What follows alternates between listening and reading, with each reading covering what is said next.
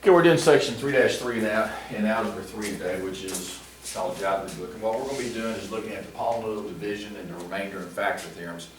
It's kind of ironic in a way. It's the exact same thing we're doing in Algebra 2. We're in Chapter 7 in Algebra 2 and Chapter 3 in the college algebra book. We're also going to be looking at division and factors. And what I want you to do first is we're going to look at this problem right here. And he's going to give us a polynomial. And he's going to give us a couple of different options for what the answers could be. And he wants to know, are they factors? So we're going to do synthetic division on this, and if it's a factor, my remainder will be 0. Now you remember to do synthetic division, you simply put the numbers down in front of each one of the variables. And then I divide it, and you can take either one of these you want to. Let's just use this one right here. Remember to change the sign. When you go from the binomial to synthetic division, change the sign. Now remember, anything on that side is a remainder. That's what we want to be 0. You bring the first number down, and I multiply here and put the answer right up there. So 1 times 1 is 1. Now when you're coming down, you add. So -2 plus 1 gives me -1. Again, multiply. 1 times -1 is a -1. You add. And 1 times 4 gives me 4. And I get 0 for an answer. And so that tells me that x minus 1, so x minus 1 is, yes, it is a factor. Now, when I get my final answer, what I want to do is I want to write it as a depressed polynomial, which since that exponent is 3, that means the first one is squared.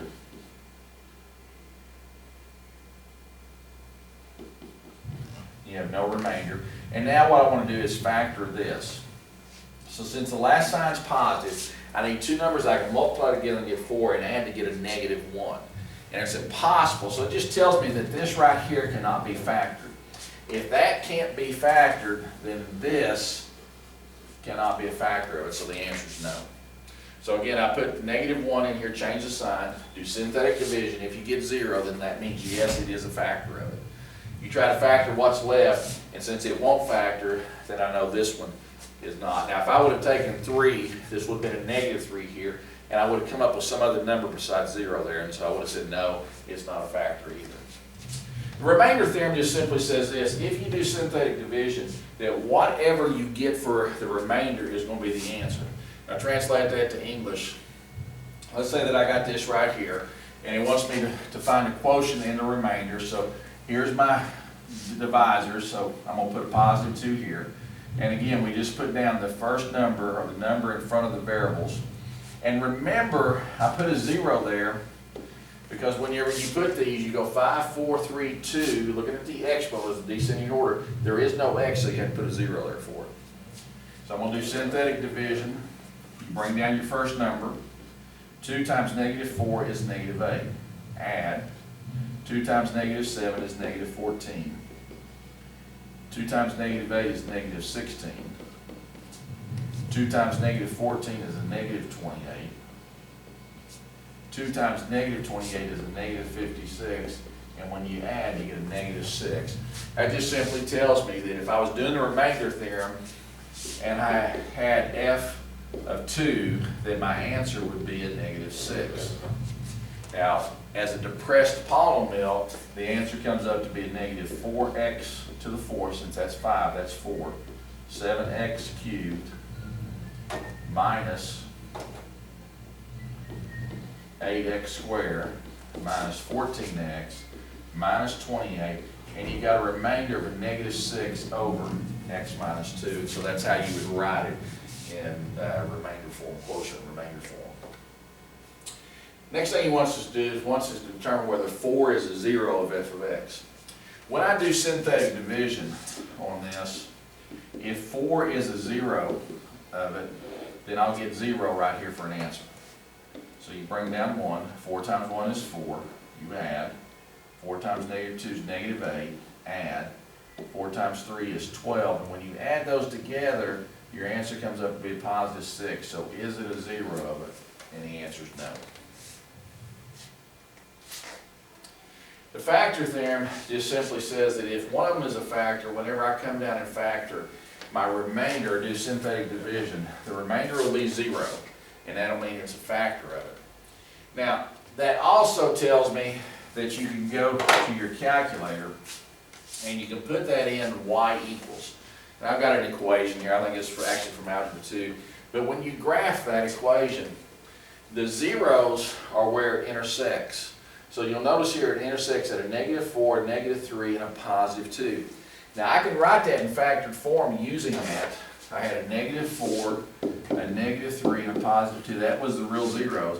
If I want to write that in factored form, it's x plus 4, x plus 3, and x minus 2, if I can write.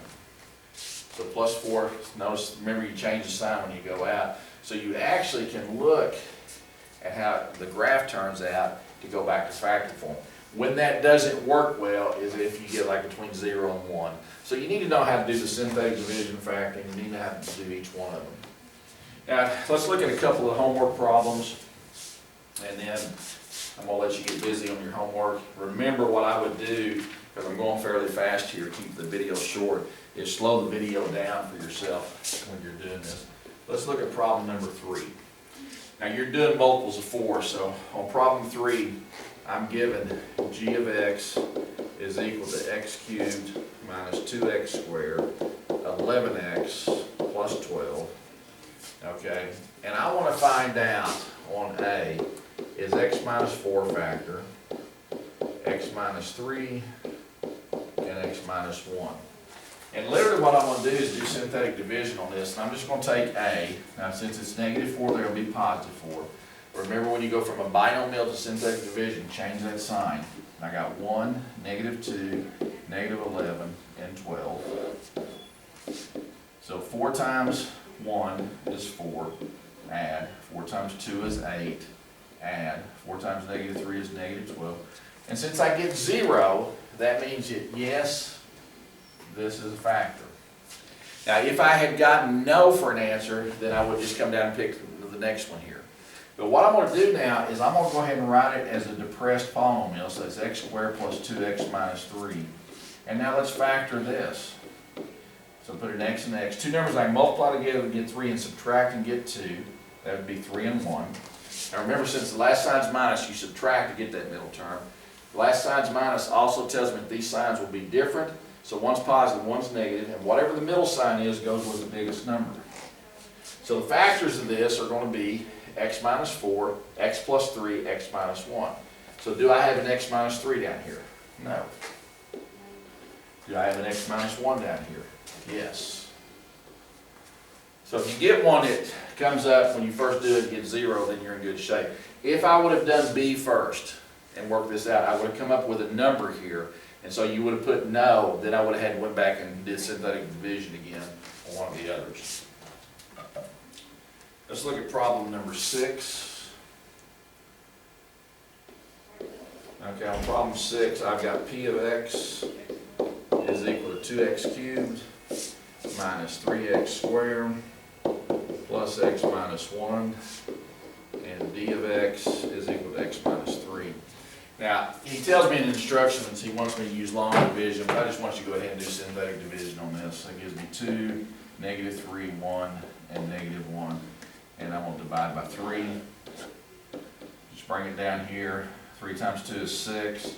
Add. This is a positive 3 here. 3 times -3 is, or positive 3 is 9. You add.